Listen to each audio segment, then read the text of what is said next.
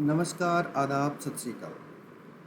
मैं विष्णु कुमार आप सभी का हार्दिक स्वागत करता हूं, हार्दिक अभिनंदन करता हूं भारत के सबसे बड़े online education platform Unacademy wifi Rajasthan premium पर। दोस्तों, कैसे हैं आप सभी?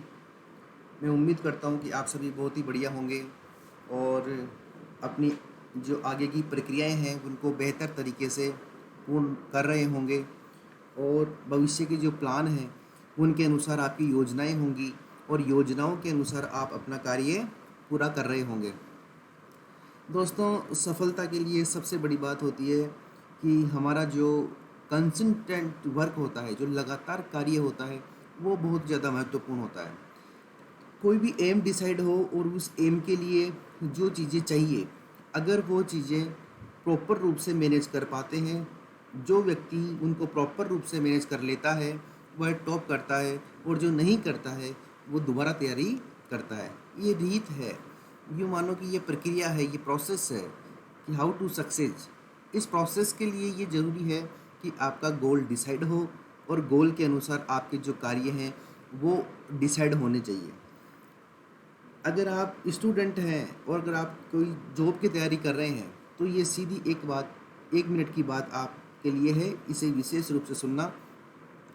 जो भी काम आपके गोल अचीवमेंट में हेल्पफुल है उन काम को आप करिए, और जो भी काम आपके गोल अचीवमेंट में हेल्प नहीं करते, थोड़े दूसरे प्रोसेस के हैं, अगर वो आपके गोल से रिलेटेड नहीं है तो उनको आपको न तो उन काम को करना है और न ही उन काम में आपको इंटरेस्ट लेना है। तो ये तो है सक्सेस स्टोरी बनाने की प्रक्रिया। ठीक है दोस्तों, तो आइए हम चलते हैं आगे। राजस्थान भूगोल का जो अध्ययन कर रहे थे उसमें हमने पहला टॉपिक हमने देखा था राजस्थान का सामान्य परिचय, और इस राजस्थान के सामान्य परिचय में हम कल देख रहे थे भौगोलिक क्षेत्रों के नाम।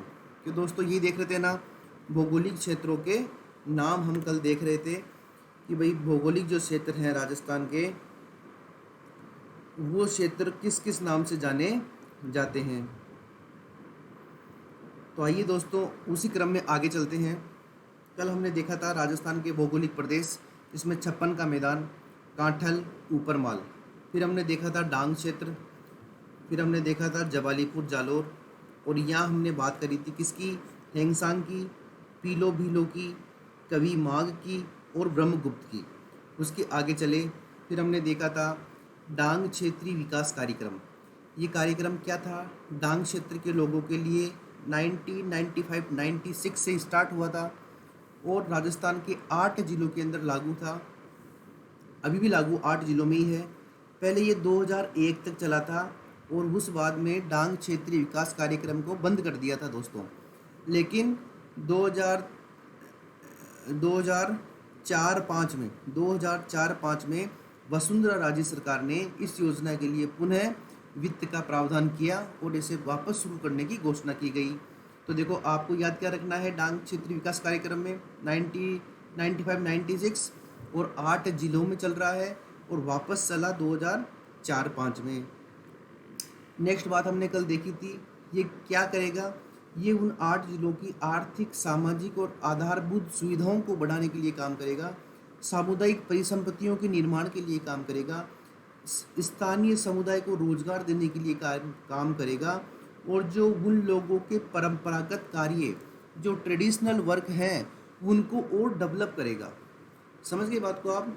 किसी भी क्षेत्र की, यानी वो जो 8 जिले हैं डांग प्रभावित, मुख्य रूप से 3 जिले हैं, उनको उनकी आर्थिक, सामाजिक और आधारभूत सुविधाओं का विस्तार करेगा, सामुदायिक परिसंपत्तियों का निर्माण करेगा, स्थानीय समुदाय को रोजगार देगा, और जो स्थानीय समुदाय है, जो वहाँ लोग निवास करते हैं, उनके जो परंपरागत कार्य हैं, जो ट्रेडिशनल वर्क हैं, उनको डेवलप करने का और प्रयास करेंगे।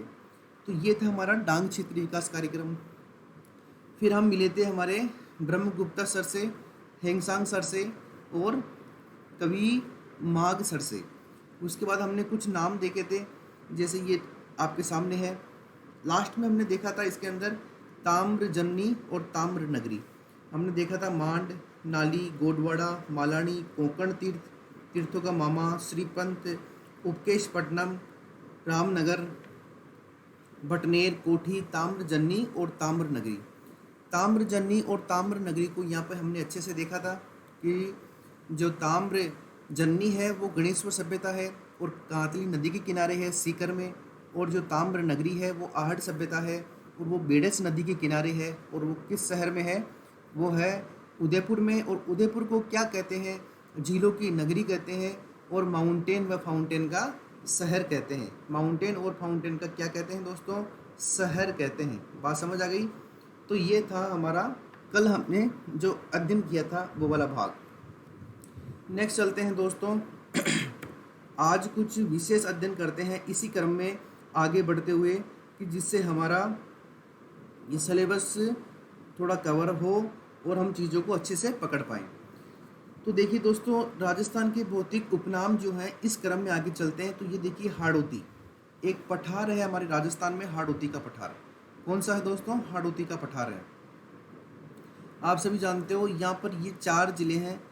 यहाँ पर एक ज़िला है जिसका नाम है बारां, ठीक है दोस्तों। यहाँ पर एक ज़िला है दोस्तों जिसका नाम है झालावाड़। तो बारां हो गया दोस्तों, झालावाड़ हो गया। और यहाँ पर एक ज़िला है दोस्तों जिसका नाम है कोटा, और कोटा के पास में एक ज़िला है दोस्तों जिसका नाम है बूंदी।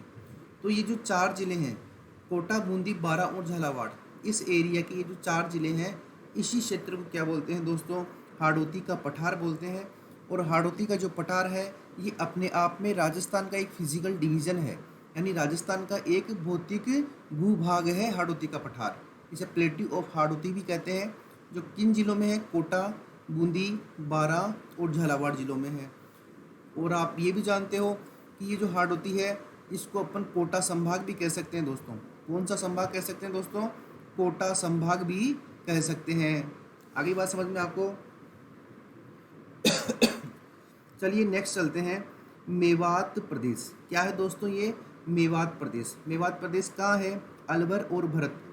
देखिए दोस्तों, ये जो हमारा मैप है, इस मैप में आप देखोगे कि जो हमारा अलवर है और जो हमारा भरतपुर है वो ये वाला क्षेत्र है दोस्तों। ये अलवर और ये भरतपुर का ये वाला क्षेत्र है। तो मैं यूँ कहूँ कि उत्तरी अलवर या फिर उत्तर पश्चिमी भरतपुर, इस क्षेत्र के अंदर ये मेवात क्षेत्र है। और मेवात क्षेत्र इसलिए कहते हैं, इस क्षेत्र को क्या कहते हैं दोस्तों, मेवात, क्योंकि यहाँ पर एक जाति रहती है, मेव जाति के लोग ज़्यादा निवास करते हैं। मेव जाति के लोग ज़्यादा क्या करते हैं, यहाँ पे निवास करते हैं दोस्तों। और इसीलिए इस क्षेत्र को क्या कहा गया दोस्तों, मेवात कहा गया दोस्तों। क्या कहा गया, मेवात कहा गया। कई बार राजस्थान की जब हम पूरी प्रक्रिया देखते हैं तो हम देखते हैं कि मेवात क्षेत्र के अंदर कई बार थोड़ी सामाजिक तनाव की स्थिति उत्पन्न हो जाती है। तो वो कई बार प्रशासन में और यहाँ की जनता में मिसअंडरस्टैंडिंग होने के कारण बार बार ये जो जगह है ये सुर्खियों में बनी रहती है। लेकिन फिर भी ये जो मेवात क्षेत्र है, इस क्षेत्र के विकास के लिए विशेष कार्य किए हैं राजस्थान सरकार ने। तो देखिए दोस्तों, एक कार्य का नाम है मेवात क्षेत्रीय विकास कार्यक्रम। कौन सा दोस्तों, मेवात क्षेत्रीय विकास कार्यक्रम दोस्तों, मेवात क्षेत्रीय विकास कार्यक्रम। दोस्तों इस कार्यक्रम की शुरुआत, ये कार्यक्रम शुरू कब हुआ था, ये हुआ था 1987-88, यानी 1987-88 में राजस्थान सरकार ने मेवात क्षेत्रीय विकास कार्यक्रम शुरू किया था। और कब किया था, 1987-88 में। और देखिए दोस्तों, 2 ज़िले हैं, एक तो अलवर ज़िला है दोस्तों और एक ज़िला है दोस्तों भरतपुर। एक तो अलवर ज़िला है दोस्तों और एक ज़िला है भरतपुर। तो अलवर की 8 पंचायत समितियों में, अलवर की कितनी पंचायत समितियां हैं दोस्तों, 8 पंचायत समितियां हैं। और भरतपुर की 4 पंचायत समितियां हैं दोस्तों। कितनी, 4 पंचायत समितियां में ये जो प्रोग्राम है ये लागू है। तो टोटल ज़िले कितने हो गए, 2 ज़िले, और टोटल पंचायत कितनी हो गई, 12 पंचायत, यानी 2 ज़िलों की 12 पंचायत में लागू है दोस्तों कौन सा कार्यक्रम, मेवात क्षेत्रीय विकास कार्यक्रम, जो कब शुरू हुआ था, 1987-88 में शुरू हुआ था। और ये सबसे बड़ी बात क्या है, ये जो कार्यक्रम है दोस्तों ये राजस्थान सरकार का कार्यक्रम है। किसका कार्यक्रम है दोस्तों? राजस्थान सरकार का कार्यक्रम है। ये सेंट्रल की योजना नहीं है, राजस्थान सरकार का है। इसलिए राजस्थान सरकार ही 100% क्या देती है, इसका वित्त देती है दोस्तों। इस प्रोग्राम के तहत 100% खर्चा किसका होता है दोस्तों? हमारे राजस्थान सरकार का होता है दोस्तों। अब और इस परियोजना का उद्देश्य क्या है? वही उद्देश्य कि मेवात क्षेत्र के अंदर आधारभूत सुविधाओं का विकास करेगी सरकार। किसका विकास करेगी दोस्तों? आधारभूत सुविधाओं का विस्तार करेगी और उस क्षेत्र के लोगों का सामाजिक व आर्थिक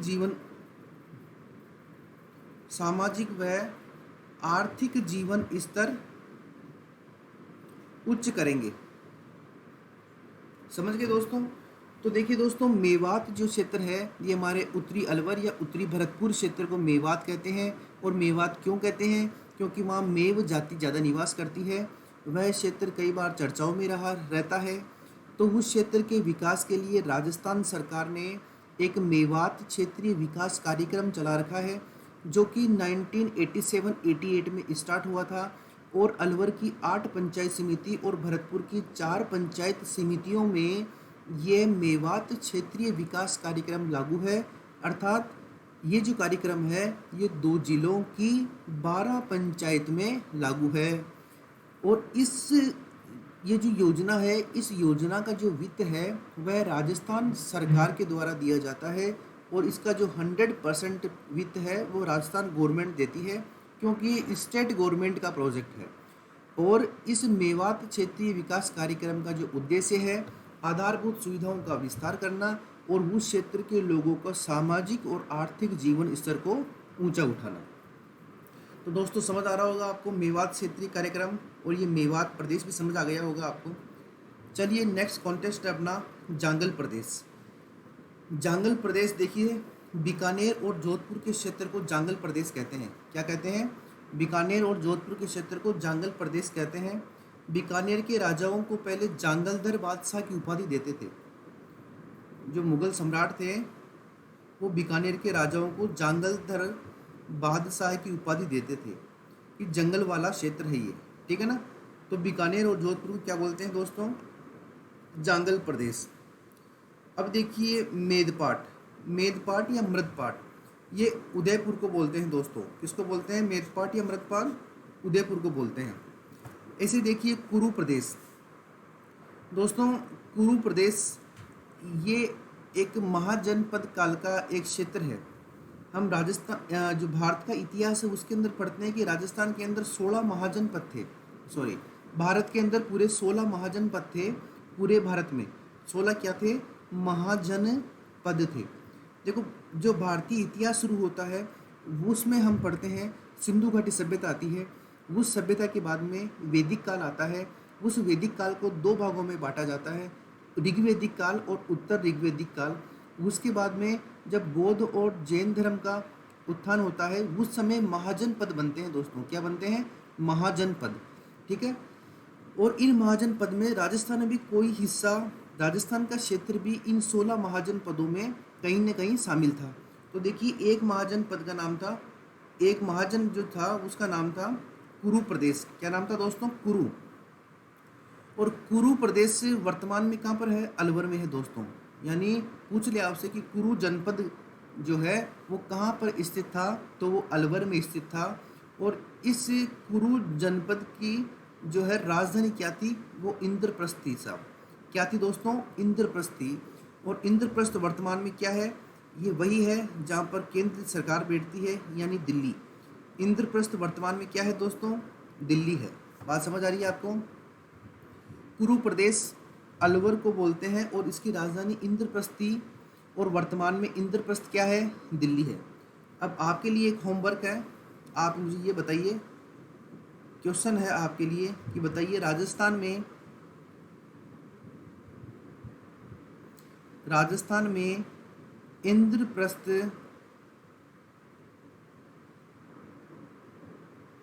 इंद्रप्रस्थ औद्योगिक क्षेत्र कहाँ है? राजस्थान में इंद्रप्रस्थ औद्योगिक क्षेत्र कहाँ स्थित है? राजस्थान में इंद्रप्रस्थ औद्योगिक क्षेत्र कहाँ स्थित है?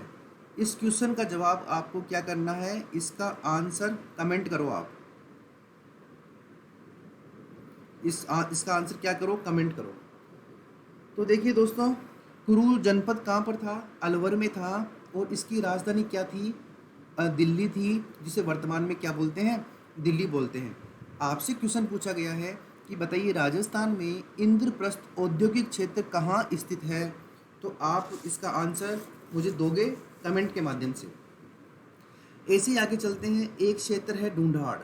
कौन सा क्षेत्र है दोस्तों? ढूंढाड़। ढूंढाड़ देखो, ये जयपुर जो है ना, जयपुर और दौसा वाला भाग, यहाँ पर एक नदी बहती है, ढूंढ नदी। कौन सी नदी बहती है दोस्तों? ढूंढ नदी। यानी जयपुर और दौसा, जयपुर और दौसा के आसपास में एक नदी बहती है, ढूंढ नदी। ठीक है ना, इसीलिए इस क्षेत्र को क्या कहा गया? ढूंढाड़ कहा गया। और एक कारण और है, जयपुर और दौसा के आसपास एक राजस्थानी भाषा बोली जाती है, राजस्थानी भाषा, जिसे हम बोलते हैं ढूंढाड़ी। कौन सी भाषा है? ढूंढाड़ी। कटे जा रहे हो छः भया, ऐसी जो भाषा है ना, कटे जा रहे हो छः, काई कर रहे हो छः, कटे जा रहे हो छः, काई कर रहे हो छः, काई हाल चाल छः, ये जो भाषा है ये ढूंढाड़ी भाषा है। और ये ढूंढ नदी के आसपास वाले क्षेत्र यानी जयपुर और दौसा में बोली जाती है। इसीलिए जयपुर और दौसा के क्षेत्र को क्या बोलते हैं दोस्तों? ढूंढाड़ बोलते हैं। बात समझ आई? Very good. ऐसे ही एक क्षेत्र है सूरसेन। भरतपुर और धौलपुर के क्षेत्र को क्या बोलते हैं दोस्तों? सूरसेन बोलते हैं। सीधा क्वेश्चन आएगा कि बताइए, मैप बना के भी आपको क्वेश्चन दे सकता है। सपोज इस तरह से राजस्थान का मैप आपके पेपर में आया और उसने बोला ये भरतपुर और ये धौलपुर, बताइए ये जो बिंदुओं में स्थान दर्शाए गए हैं इस क्षेत्र को क्या बोलते हैं या किस नाम से जानते हैं? उसमें एक ऑप्शन होगा सूरसेन के नाम से जानते हैं। और सूरसेन का तात्पर्य है भरतपुर और धौलपुर। तो दोस्तों, ये कॉन्टेस्ट था जो हमारा इस पीपीटी का, वो आपको समझ आया होगा। हाड़ौती प्रदेश, मेवात क्षेत्र, जांगल प्रदेश, मेदपाट, कुरु प्रदेश, ढूंढाड़ और सूरसेन। और साथ साथ में हमने देखा मेवात क्षेत्र में जो मेव जाति रहती है उसके उत्थान के लिए मेवात क्षेत्रीय विकास कार्यक्रम, उसके उत्थान के लिए मेवात क्षेत्रीय विकास कार्यक्रम शुरू किया गया, जो 1987-88 में 2 जिलों में लागू है। राजस्थान सरकार का 100% फंडिंग होता है। और यहाँ पर जो फाउंडेशन फैसिलिटीज़ है उनका एक्सटेंशन करना है, यानी आधारभूत सुविधाओं का विकास करना है। सामाजिक यानी सोशल, आर्थिक यानी इकोनॉमी, लाइफ लेवल जो है उसको क्या करना है? इंक्रीज करना है, उस जीवन स्तर को उच्च करना है। आ रहा है दोस्तों? आ रहा है तो कमेंट भी आप कर सकते हैं। नेक्स्ट चलते हैं। हमारा नेक्स्ट कॉन्टेस्ट है राजस्थान के भौगोलिक उपनाम, यही टॉपिक चल रहा है। देखिए दोस्तों, एक क्षेत्र है गोपालपाल। आपसे सीधा पूछेगा करौली का प्राचीन नाम क्या है या गोपालपाल से संबंध है? तो गोपालपाल किसका नाम है दोस्तों? करौली का नाम है। ऐसे ही ये जो नाली क्षेत्र है इसको हमने कल देख लिया था, श्री गंगानगर और हनुमानगढ़। ठीक है दोस्तों। अभी दोस्तों ये देखिए शेखावाटी। शेखावाटी एक क्षेत्र है, सीकर, चूरू और झुंझुनू। क्या है दोस्तों? सीकर, चूरू और झुंझुनू। अभी एक बार यह देखिए, 2 चीज़ें हैं जो मैं आपको समझा देता हूँ। एक का नाम है शेखावाटी। तो शेखावाटी क्या है दोस्तों? सीकर, चूरू और झुंझुनू का क्षेत्र है। अगर मैप में देखोगे आप तो आपको लगभग यूँ लग जाएगा कि ये लगभग इस जगह पर है, सीकर, चूरू और झुंझुनू। ये वाला क्षेत्र क्या है दोस्तों? ये क्षेत्र है शेखावाटी। अभी देखो यहाँ पर एक क्षेत्र और आता है तोरावाटी, ध्यान रखना इसका। तोरावाटी क्या क्षेत्र आता है दोस्तों? तोरावाटी। अभी देखिए दोस्तों, तोरावाटी क्या है? तोरावाटी जो है, जो शेखावाटी क्षेत्र है, तो वहाँ पर एक जिला है सीकर। सीकर से एक नदी निकलती है और उन पहाड़ियों का नाम है खंडेला की पहाड़ियाँ। कौन सी पहाड़ियाँ हैं दोस्तों? खंडेला हिल्स। और ये कहाँ पर है दोस्तों? ये हमारे सीकर में है। और इस खंडेला की पहाड़ी से जो नदी निकलती है, सीकर, चूरू और झुंझुनू, सीकर में बहती है ये, चूरू में बहती है और झुंझुनू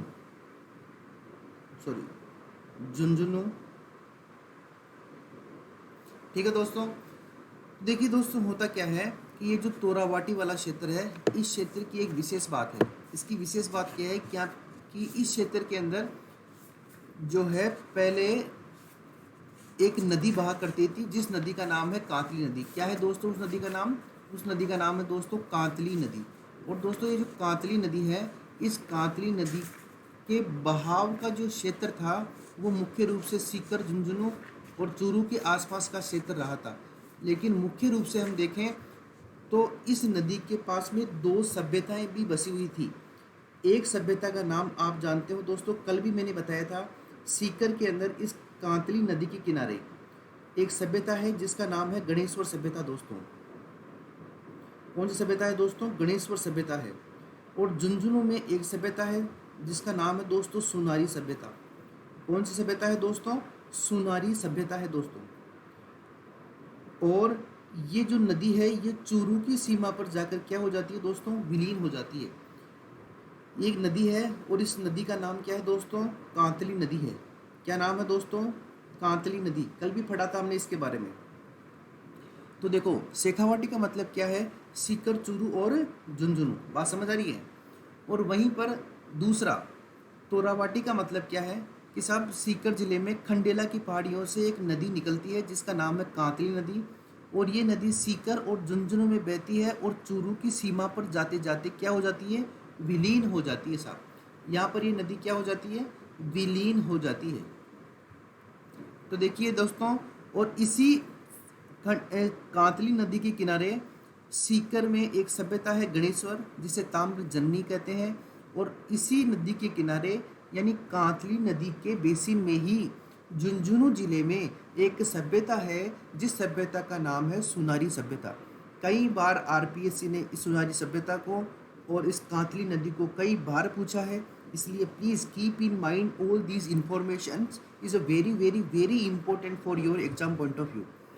ठीक है दोस्तों, तो झुंझुनू के अंदर सुनारी सभ्यता है। अब देखिए सीकर और झुंझुनू के अंदर, इस क्षेत्र के अंदर यानी सीकर और झुंझुनू वाला जो क्षेत्र है, इस क्षेत्र में एक वंश था, उस वंश का नाम था तंवर वंश। क्या नाम था दोस्तों? तंवर वंश का क्या था? यहाँ पे शासन था। इस क्षेत्र में तंवर वंश का शासन था और इसी कारण से सीकर और झुंझुनू का क्षेत्र क्या कहलाया? तोरावाटी कहलाया दोस्तों। क्या कहलाया? तोरावाटी।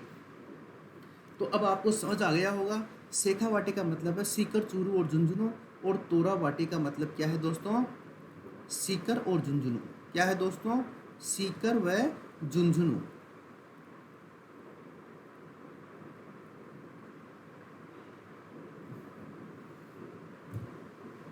आ रही है बात समझ में दोस्तों? गोपालपाल का मतलब क्या है? करौली। नाली क्षेत्र का मतलब क्या है? गग्गर नदी का प्रवाह क्षेत्र। उत्तरी राजस्थान के दो जिले, श्री हनुमानगढ़ जिसका पुराना नाम कोठी है और जो 31 नंबर का जिला है। दूसरा श्री गंगानगर जिसका पुराना नाम रामनगर है, उस क्षेत्र के नाली क्षेत्र कहते हैं। शेखावाटी की बात करें तो सीकर, चूरू और झुंझुनू का क्षेत्र शेखावाटी कहलाता है। वहीं तोरावाटी की बात करें तो सीकर और झुंझुनू का वह क्षेत्र जहाँ पर कांतली नदी का प्रवाह होता है, उस क्षेत्र में पहले तंवर वंश का शासन था, इसलिए सीकर और झुंझुनू को तोरावाटी के नाम से जाना जाता है। नेक्स्ट कॉन्टेस्ट देखिए, अहीरवाटी। अलवर का कुछ क्षेत्र है जिसे अहीरवाटी के नाम से भी जानते हैं। ठीक है ना, ये राजस्थान और अलवर की बॉर्डर पर है। मांड क्षेत्र, ये देखिए दोस्तों, मांड क्षेत्र जैसलमेर का नाम है। किसका नाम है दोस्तों? जैसलमेर का नाम है मांड क्षेत्र। आंशिक रूप से बीकानेर शामिल है और मुख्य रूप से क्या शामिल है दोस्तों? जैसलमेर शामिल है। ठीक है। अब देखिए दोस्तों, योध्य प्रदेश। योध्य प्रदेश जो है ये हमारे श्री गंगानगर और हनुमानगढ़ को कहते हैं। श्री गंगानगर और हनुमानगढ़ को ही क्या बोलते हैं दोस्तों? योध्य प्रदेश बोलते हैं। अब मैप में देखोगे तो ये उत्तरी राजस्थान है दोस्तों। क्या है ये? उत्तरी राजस्थान है। ऐसे ही देखो जांगल प्रदेश, वही हमने बात कर ली। जोधपुर, बीकानेर, और बीकानेर के शासकों को जांगलधर बादशाह की उपाधि देते थे। आप जानते हैं इस बात को। तो ये वाली पीपीटी आपको समझ आई होगी। गोपालपाल, शेखावाटी, तोरावाटी, अहीरवाटी, मांड आपको पहले पता ही था। योध्य प्रदेश आपने नया सीखा क्या इसमें? एक तो सीखा आपने गोपालपाल, एक शेखावाटी, एक तोरावाटी, एक अहीरवाटी और एक योध्य प्रदेश। आपने ये चीज़ें नई सीखी। तो अगर अब आपसे कोई पूछे कि what is the difference between Shekhawati and Torawati, तो आप कह सकते हो कि शेखावाटी में 3 जिले आते हैं जबकि तोरावाटी में 2 जिले आते हैं। शेखावाटी में कोई विशेष नदी का बहाव नहीं है, जबकि तोरावाटी के अंदर विशेष रूप से कांतली नदी का बहाव है, जिसके किनारे गणेश्वर और सुनारी 2 सभ्यताएं बसी हुई है। Got my point? ठीक है मेरे दोस्तों, आगे चलते हैं। देखिए दोस्तों, आगे चलते हैं तो ये एक हमारा आया है देशहरो। ये आपकी यूँ मानो पुलिस कांस्टेबल एग्जाम के अंदर, रीट एग्जाम के अंदर, पटवारी एग्जाम के अंदर, इवन छोड़ो आरएएस मुख्य परीक्षा के अंदर भी 2 नंबर का पूछा जा सकता है दोस्तों। इसलिए राजस्थान की ज्योग्राफी राजस्थान के प्रत्येक एग्जाम के लिए बड़ी महत्वपूर्ण है दोस्तों। ठीक है ना? देशहरो। और जो मैं आपको पढ़ा रहा हूँ, यूँ मान के चलिए कि 95% आपको दूसरी जगह से कहीं पढ़ने की आवश्यकता नहीं है। ठीक है ना? टॉपिक कंप्लीट करने के बाद में जब आप पुराने प्रीवियस ईयर के पेपर देखोगे तब आपको विश्वास हो जाएगा कि बात बिल्कुल वाजिब है। ठीक है। तो देखिए दोस्तों, देशहरो। देशहरो क्या है? देखो, उदयपुर के अंदर 2 पहाड़ियाँ हैं, जरगा और रागा। दोस्तों 2 पहाड़ियाँ हैं, जरगा और रागा। कितनी पहाड़ियाँ हैं दोस्तों? 2। कहाँ पर है? उदयपुर में। तो देखो, मान लिया ये उदयपुर है और इसमें 2 पहाड़ियाँ हैं, ये जरगा है और ये क्या है दोस्तों? रागा है।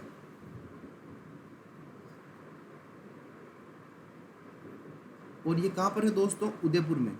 तो जरगा और रागा के मध्य, देखो दोस्तों क्या कह रहा है ये कि जरगा और रागा के मध्य एक ऐसा भूभाग है जो सदा हरा भरा रहता है दोस्तों। जो सदा कैसा रहता है दोस्तों? हरा भरा रहता है। ये देखिए, जो सदा क्या रहता है दोस्तों? हरा भरा रहता है दोस्तों। ठीक है दोस्तों, ये देखो, ये सदा क्या है? ये हरा भरा रहता है दोस्तों। इसलिए इस क्षेत्र को क्या बोलते हैं दोस्तों? इस क्षेत्र को बोलते हैं देश हरो, यानी हरो हरो देश। देश हरो यानी ये देश कैसा है? बिल्कुल हरा है। तो देश हरो के बारे में आपसे कोई पूछे तो आपको क्या बताना है कि भाई उदयपुर शहर में 2 पहाड़ियाँ हैं, जरगा और रागा। इन दोनों पहाड़ियों के मध्य जो क्षेत्र है वो मुख्य रूप से लगभग सभी महीनों में हरा रहता है। वहाँ वृक्ष ज़्यादा है, हरियाली ज़्यादा है, बायोडाइवर्सिटी ज़्यादा है, इसलिए उस क्षेत्र को देश हरो के नाम से जानते हैं। अगर आरएएस मेंस में आ जाए तो ये वाला डायग्राम बना के आ जाना। आप समझ गए बात को? ये वाला डायग्राम बना के आ जाना। और अगर पुलिस कांस्टेबल में आ जाए, पटवारी में आ जाए, रीट में आ जाए तो डायरेक्ट पूछेगा कि उदयपुर देशहरो कहाँ है? उदयपुर में। या फिर देशहरो किन पहाड़ियों के बीच में है? जरगा और रागा में। देशहरो क्या है? एक हरा भरा क्षेत्र है, एक मछली का प्रकार है, एक पहाड़ी का नाम है, मरुस्थलीय वनस्पति है। तो क्या है ये? एक हरा भरा क्षेत्र है जो उदयपुर में स्थित है। चलिए दोस्तों, नेक्स्ट कॉन्टेस्ट है हमारा गिरवा। क्या है दोस्तों? गिरवा। उदयपुर एक ज़िला है जिसे माउंटेन और फाउंटेन का शहर कहते हैं, जिसे झीलों की नगरी कहते हैं। इसके चारों तरफ तस्तरी नुमा पहाड़ियाँ होने के कारण, तस्तरी नुमा बेसिन नहीं, तस्तरी नुमा पहाड़ियाँ होने के कारण, तस्तरी नुमा पहाड़ियाँ होने के कारण इस क्षेत्र को स्थानीय भाषा में, इस क्षेत्र को स्थानीय भाषा में गिरवा कहा जाता है। कि जैसे ये उदयपुर है और उदयपुर के चारों तरफ ये क्या है? ये ऐसे पर्वत है, ये तो उदयपुर आ गया, और ये क्या है, पहाड़ियाँ हैं। बात समझ आ रही है?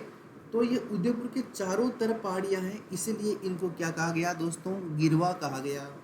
गिरवा यानी गिरी हुई है चारों तरफ, किसको, उदयपुर के, इसलिए इसे उदयपुर के चारों तरफ जो तस्तरी नुमा पहाड़ियाँ हैं, उदयपुर के चारों तरफ कौन सी पहाड़ियाँ हैं दोस्तों, प्लेट शेप की, प्लेट होती है ना जब खाना खाते हैं वो प्लेट, प्लेट शेप की तस्तरी नुमा आकृति की पहाड़ियाँ हैं, जिसे क्या बोलते हैं दोस्तों, इन पहाड़ियों को गिरवा कहते हैं दोस्तों। आगे बात समझ में दोस्तों। चलिए दोस्तों, हमारा नेक्स्ट कॉन्टेस्ट है मेवल। देखो दोस्तों, मेवल क्या है, डूंगरपुर और बांसवाड़ा, ये पता है दोनों जुड़वा है, मतलब डूंगरपुर के जस्ट नीचे ही टच हुआ कौन सा है, बांसवाड़ा। जैसे मान लिया कि ये हमारा डूंगरपुर है और ये हमारा बांसवाड़ा है, ठीक है दोस्तों। तो डूंगरपुर और बांसवाड़ा, इनके बीच में जो छोटी छोटी पहाड़ियों का समूह है, डूंगरपुर और बांसवाड़ा, इनके बीच में जो छोटी छोटी पहाड़ों का समूह है, या जो पठारी भाग है, ये क्या है, ये पहाड़ है, या फिर क्या है, पठारी भाग है। तो इन्हीं पहाड़ी समूह या अरावली के हिस्से या पठारी भाग को मेवल कहते हैं दोस्तों। क्या कहते हैं दोस्तों, मेवल। डूंगरपुर और बांसवाड़ा के मध्य, यानी आपको लिखना क्या है, याद क्या करना है, दक्षिणी राजस्थान में डूंगरपुर और बांसवाड़ा के मध्य जो अरावली का क्षेत्र है, पठारी क्षेत्र है, पहाड़ियों वाला क्षेत्र है, उस क्षेत्र को क्या कहते हैं दोस्तों, मेवल कहते हैं दोस्तों। क्या कहते हैं दोस्तों, मेवल। ऐसे ही देखो, दो बड़े कन्फ्यूजन वाले शब्द हैं, हालांकि आपने पहले ही देख लिए। मेवल ये तो दक्षिणी राजस्थान में है, जबकि मेवात ये कहाँ है दोस्तों, ये उत्तर पूर्वी राजस्थान में है। मेवात का मतलब समझ गए आप, अलवर और भरतपुर, और मेवल का मतलब समझ गए आप, डूंगरपुर और बांसवाड़ा के मध्य का क्षेत्र है, पहाड़ी का क्षेत्र है। जबकि मेवात क्यों फेमस है अलवर भरतपुर में, क्योंकि यहाँ मेव जाती रहती है। और यहाँ पता है आपको, मेवात क्षेत्रीय विकास कार्यक्रम 1987-88, भूलना नहीं है, ध्यान रखना है। देखो दोस्तों, ये लिख रखा है तोरावाटी, यानी शेखावाटी क्षेत्र में, कौन से क्षेत्र में, शेखावाटी। और मुख्य रूप से शेखावाटी नहीं, इसके अंदर एक जिला नहीं आएगा, मुख्य रूप से जो जिला आएगा वो कौन सा जिला आएगा, हमारे सीकर और झुंझुनू। उस क्षेत्र में कांतली नदी का जो प्रवाह क्षेत्र है उसे क्या कहते हैं दोस्तों, तोरावाटी कहते हैं। आपको अच्छे से पता है तोरावाटी क्यों कहते हैं, क्योंकि यहाँ पर तंवर वंश का शासन था, इसलिए सीकर और झुंझुनू का वह क्षेत्र जहाँ पर कांतली नदी बहती है, जहाँ गणेश्वर सभ्यता स्थित है, सुनारी सभ्यता स्थित है, इस कारण इस क्षेत्र को क्या बोलते हैं दोस्तों, तोरावाटी कहते हैं दोस्तों। क्या कहते हैं, तोरावाटी कहते हैं। बात समझ आ रही है ना दोस्तों। अभी देखिए नेक्स्ट कॉन्टेस्ट है हमारा भाकर। क्या है दोस्तों, भाकर। भाकर कुछ नहीं है, सिरोही के अंदर, कहाँ पर, सिरोही में तीखी ढलान, यानी उन पहाड़ियों का जो स्लोप है, जो ढाल है, वो बहुत क्या है, तीखा है। जैसे मान लो ये पहाड़ी है और एक तो यूँ हो, एक तो यूँ हो, और एक यूँ हो, तो ये जो इसका जो ढाल है ना, ढाल, ये क्या है, ये तीव्र है दोस्तों, ठीक है ना। तो ये कहाँ पर है, ये सिरोही में है दोस्तों। तो देखो, सिरोही के पूर्वी भाग में जो तीखे ढलान वाला क्षेत्र है उसे ही क्या बोलते हैं दोस्तों, भाकर कहते हैं दोस्तों। क्या कहते हैं दोस्तों, भाकर। बात समझ आ गई। तो देखना भाकर क्या है, ये पहाड़ है भाकर, और किसका भाग है, अरावली का भाग है दोस्तों। किसका भाग है दोस्तों, अरावली का, और सिरोही में है और तीखी ढलान है, इसलिए इन्हें क्या कहते हैं, भाकर कहते हैं। सीधा ध्यान रखना, भाकर का संबंध किससे है, सिरोही से है दोस्तों, बस। और क्या है, ये तीखे ढाल वाले पहाड़ है। देखो सीवी कीवी, सीवी कीवी क्या है दोस्तों? मेवाड़ में। मेवाड़ का मतलब उदयपुर के भूभाग को क्या कहते थे? सीवी कीवी कहा जाता था। इस भाग में कौन रहता था? सीवी जाति द्वारा। इस भाग में सीवी जाति रहती थी और उसी जाति के द्वारा मध्यमिका को अपनी राजधानी बनाया। किसको राजधानी बनाया दोस्तों? माध्यमिका या मध्यमिका को राजधानी बनाया, जिसे नगरी भी कहते हैं। जिसे क्या कहते हैं? नगरी भी कहते हैं। जो वर्तमान में कहाँ है दोस्तों? चित्तौड़ में है दोस्तों। कहाँ है? चित्तौड़गढ़ में है दोस्तों। चित्तौड़ राजस्थान का सिरमौर रहा है भाई। चित्तौड़ तो बहुत ही पावरफुल सिटी है, वर्तमान में भी है, पहले भी थी। सिवी किवी का मतलब क्या है? मेवाड़ क्षेत्रीय उदयपुर के भूभाग को क्या कहते थे? सिवी किवी कहते थे दोस्तों। क्यों? यहाँ पे सिवी जाति के द्वारा इस क्षेत्र की राजधानी मध्यमिका या माध्यमिका को बनाया गया था, जिसे नगरी भी कहते हैं, और जो वर्तमान में कहाँ है दोस्तों? चित्तौड़ में है। तो सीवी कीवी का मतलब क्या है? सीवी कीवी क्या ध्यान रखना है? उदयपुर चित्तौड़ में है। इसे माध्यमिका भी कहते हैं, और माध्यमिका को इसने राजधानी बनाया, और वर्तमान में ये कहाँ पर है? नगरी चित्तौड़गढ़ में है। क्या याद रखना आपको? सीवी कीवी का पूछ रहे तो उदयपुर चित्तौड़ पहली बात, ठीक है ना। राजधानी मध्यमिका या नगरी, वर्तमान चित्तौड़, ठीक है दोस्तों। नेक्स्ट कॉन्टेस्ट हमारा मारवाड़। आप सभी जानते हो पश्चिमी राजस्थान, ये अरावली प्रदेश है। तो ये वाला जो राजस्थान है, जिसमें ये आ गया जोधपुर, ये आ गया जैसलमेर, ये आ गया बीकानेर, ये आ गया बाड़मेर, ये आ गया नागौर, ये आ गया पाली। ये सभी जो पूरा एरिया है दोस्तों पश्चिमी राजस्थान का, ये क्या है? मारवाड़ है दोस्तों। मैं यूँ कहूँ पश्चिमी राजस्थान, ये बीकानेर है पूरा। बाड़मेर, पाली और नागौर का कुछ क्षेत्र किसमें आता है दोस्तों? मारवाड़ में आता है। मेवाड़ का मतलब क्या है दोस्तों? उदयपुर, राजसमंद, भीलवाड़ा, प्रतापगढ़, चित्तौड़गढ़। मैप देखोगे आप तो आपको समझ आ जाएगा अच्छे से कि ये जो हमारा दक्षिणी राजस्थान है, जैसे ये हमारा उदयपुर आ गया, ये हमारा राजसमंद आ गया, ये हमारा भीलवाड़ा आ गया, ये हमारा चित्तौड़गढ़ आ गया, ये हमारा प्रतापगढ़ आ गया। इस क्षेत्र को क्या बोलते हैं दोस्तों? मेवाड़ बोलते हैं दोस्तों। क्या बोलते हैं? मेवाड़ बोलते हैं। तो देखो ये मेवाड़ हो गया, ये मारवाड़ हो गया।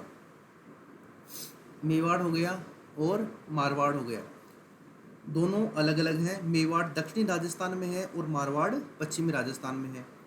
मेवाड़ पहाड़ी का क्षेत्र है, अरावली के पूर्व में है, जबकि मारवाड़ जो है मरुस्थल का क्षेत्र है और अरावली के पश्चिम में स्थित है। आई बात समझ में दोस्तों? तो इसी तरह हमारा ये कॉन्टेस्ट आगे और चलेगा। तो आज हमने क्या क्या देखा दोस्तों, एक बार वापस चलते हैं। हमने देखा आज हाड़ौती, मेवात, चांगल प्रदेश, मध्यपाट, कुरुक्षेत्र, ढूंढाड़, सूरसेन, मेवात क्षेत्रीय विकास कार्यक्रम, गोपालपाल, शेखावाटी, तोरावाटी, अहीरवाटी, मांड, योद्धे, जांगल प्रदेश, देश हरो, गिरवा, मेवल, बाकर, सीवी कीवी, मारवाड़ और मेवाड़। इन शब्दों के बारे में हमने आज चर्चा करी है दोस्तों। तो इन शब्दों के बारे में जब हमने चर्चा करी है तो इसका मतलब ये है कि इसके आगे चर्चा कल होगी। आपका टेस्ट इस टॉपिक को ख़त्म होने के बाद में होगा और ऑनलाइन टेस्ट होगा। उसके लिए आपको जल्दी ही इन्फॉर्म कर दिया जाएगा। आप जो है इसको तैयार करके बिल्कुल तैयार रहिएगा और जल्दी ही हमारी इंडियन ज्योग्राफी की क्लास अनअकैडमी की स्पेशल क्लासेस में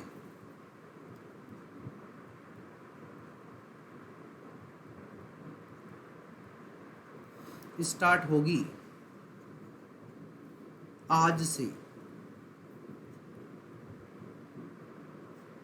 ठीक है। तो इसको भी आपको देखना है। ये क्या है? ये इंडियन ज्योग्राफी वाला पार्ट है। राजस्थान ज्योग्राफी लाइव चली ही रही है, ये भी लाइव होगी, कोई दिक्कत नहीं है। तो दोनों आपकी जो ज्योग्राफी वाला पार्ट है ये बिल्कुल कंप्लीट हो जाएगा। तो ठीक है दोस्तों, इसी क्रम में अब जाने का समय है। कल मिलते हैं पुनः आपसे इसी मंच पर और शाम को जो है राजस्थान ज्योग्राफी लाइव, शाम को राजस्थान ज्योग्राफी लाइव चलती है वाईफाई 2.0 पर शाम को 5 बजे प्रत्येक दिन। विष्णु जांगीर राजस्थान ज्योग्राफी के साथ आपके साथ लाइव रहता है, तो आप वहाँ पर भी जुड़ सकते हैं। दोस्तों, स्वस्थ रहो, खुश रहो, मस्त रहो, बढ़िया रहो, खुद का ध्यान रखो, निकटवर्ती पड़ोसियों का विशेष ध्यान रखो और अपनी पढ़ाई करते रहो। इसी के साथ इजाज़त लेते हैं।